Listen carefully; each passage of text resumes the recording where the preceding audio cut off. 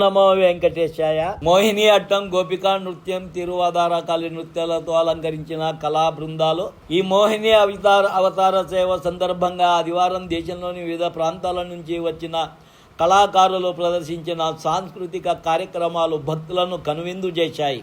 మొత్తం 10 రాష్ట్రాలు, కేంద్రపాలిత ప్రాంతాల నుంచి 26 కళా బృందాలు పాల్గొన్నాయి.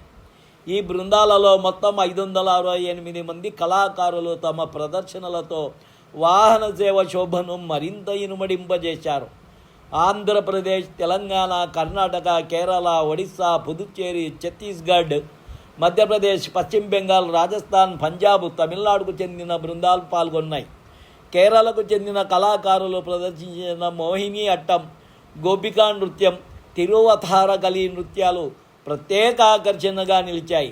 కర్ణాటకకు చెందిన మోహిని, భస్మాసుర యక్షగానం, దాసవాణి నృత్య వైభవం, రాజస్థాన్ నుంచి కల్బేనియా నృత్యాలు భక్తులను విశేషంగా ఆకట్టుకున్నాయి.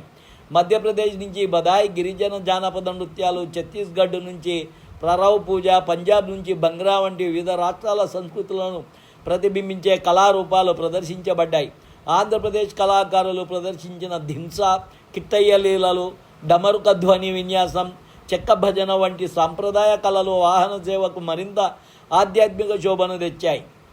ఈ వీడియో నచ్చితే లైక్ చేయగలరు, షేర్ చేయగలరు, సబ్స్క్రైబ్ చేసుకోగలరు. ఓం నమో వెంకటేశాయ.